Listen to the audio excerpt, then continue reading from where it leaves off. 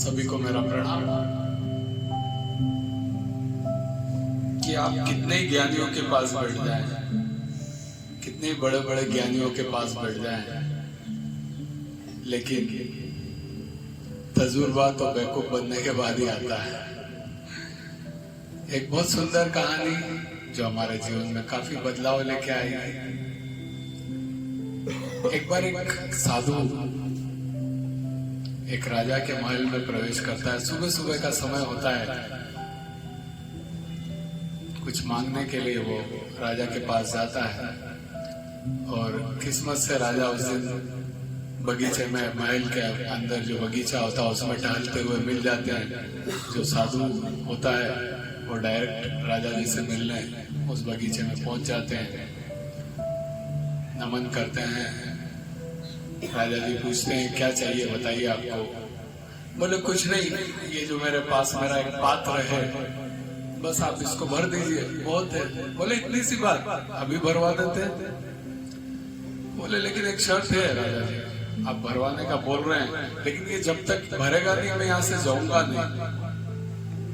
तो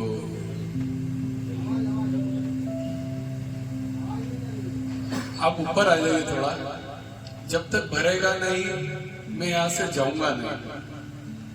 तो राजा साहब बोलता है इतनी सी बात, क्या पागल हो आप, इतने से पात्र को तो मैं अभी 1 मिनट में ही भरवा दूंगा। अरे बोले ठीक है चलिए, आप मेरी शर्त को ध्यान रखिएगा बस। ठीक है, राजा अपने वजीर को बुलवाते हैं, आदेश देते हैं कि लाओ सोने की मोहरे लाओ और भरो इस पात्र को। सोने की मोहरे लाई जाती है, उस पात्र में डाली जाती है। पात्र में डालते से वो सारी गायब होने लगती है।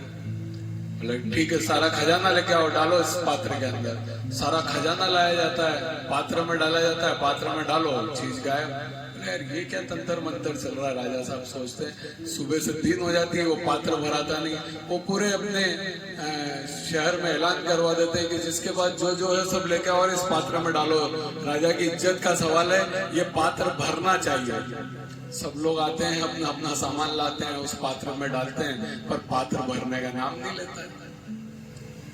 शाम हो जाती है, सबका सब कुछ खत्म हो जाता है, लेकिन पात्र नहीं भरता।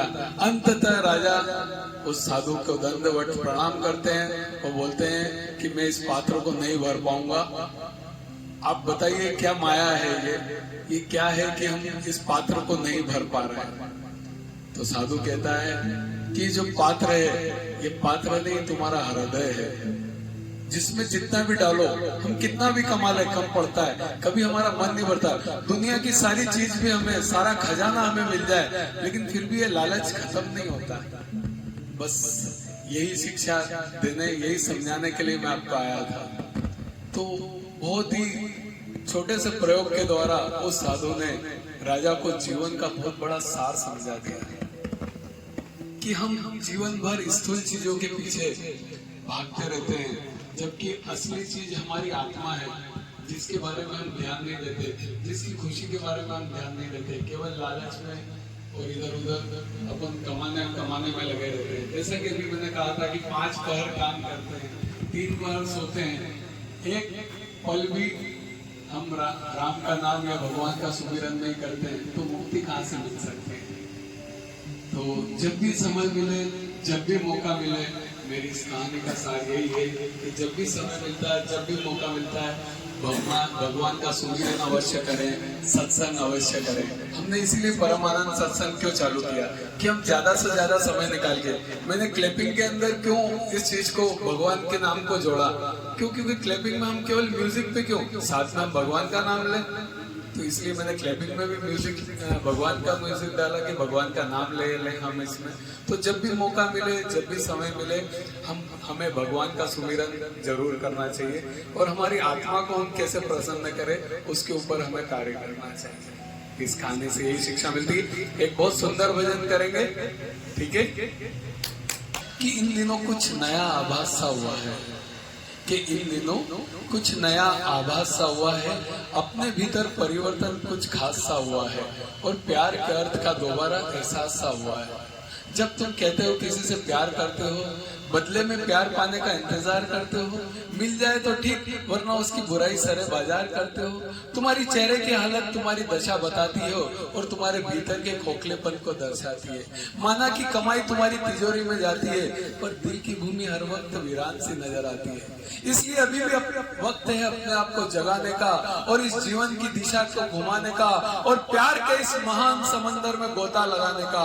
फिर किसी को कहने की जरूरत नहीं होगी कि तुम किसी से प्यार करते हो, क्योंकि तुम चलोगे तो चलेगा प्यार, तुम बोलोगे तो बोलेगा प्यार, तुम मुस्कुराओगे तो मुस्कुराएगा प्यार, क्योंकि प्यार तब कोई क्रिया नहीं रहेगी बल्कि तुम साक्षात बन जाओगे प्यार।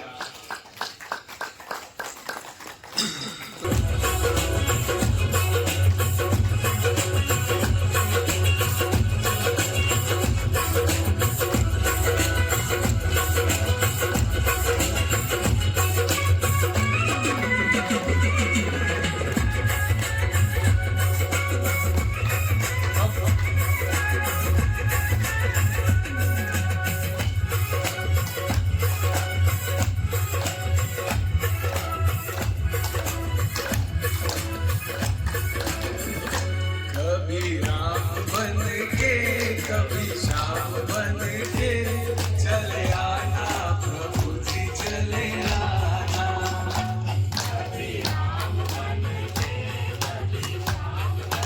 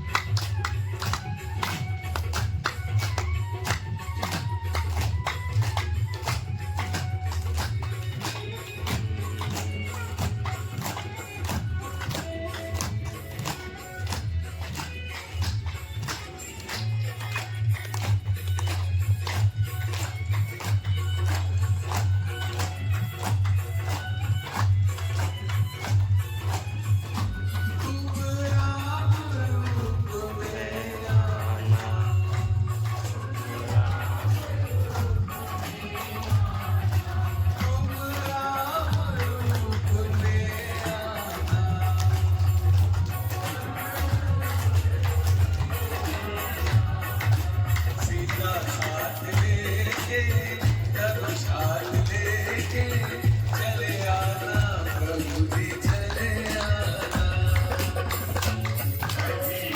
राम से भी बड़ा राम का नाम है। तुझ में राम, तुझ में राम, सब में राम समाया है। कर लो प्यार जगत में सबसे, कोई नहीं पराया है। जो राम का नहीं वो किसी काम का नहीं।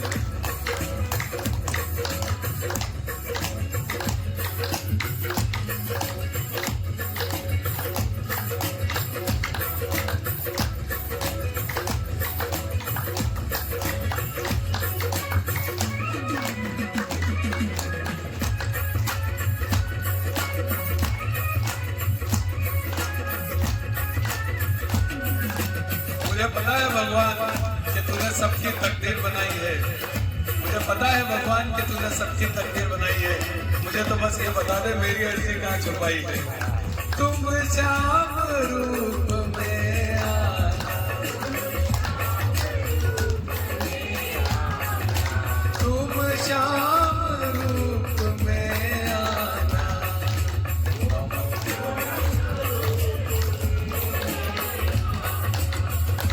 राधा साथ लेके मुरली हाथ लेके चले आना प्रभु जी चले आना।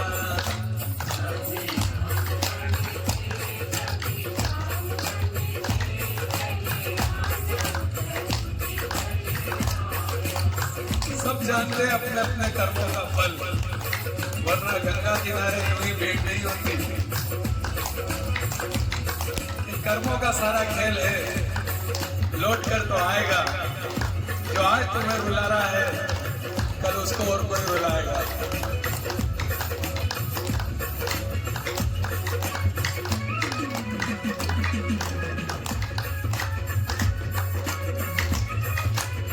ये रात जितनी काली होती है तारे उतने चमकीले होते हैं, और दुख जितने ज्यादा होते हैं प्रभु उतने निकट होते हैं। तुम शिव के रूप में आना,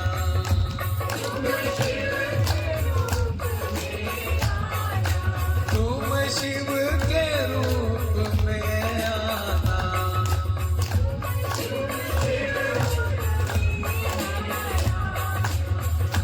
गौरा साथ लेके डमरू हाथ लेके चले आना प्रभु जी चले आना, कभी कभी चले आना प्रभु जी चले आना।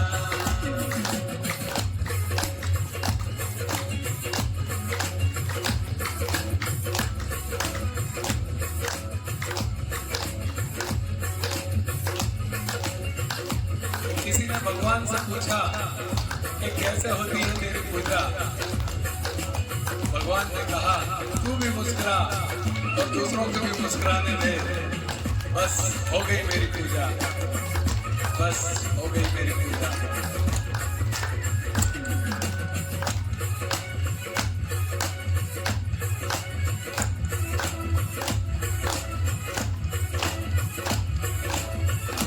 तुम विष्णु रूप में आना,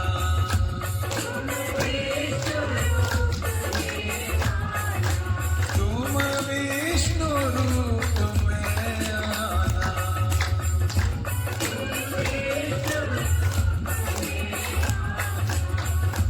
लक्ष्मी साथ लेके चक्र हाथ लेके चले आना प्रभु जी चले आना,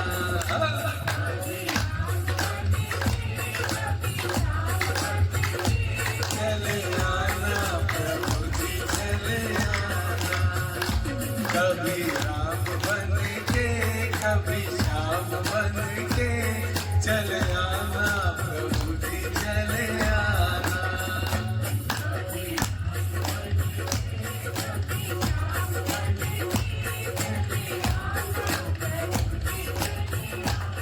बोलिए सियापति रामचंद्र की, महाकाल राजा की, विष्णु भगवान की।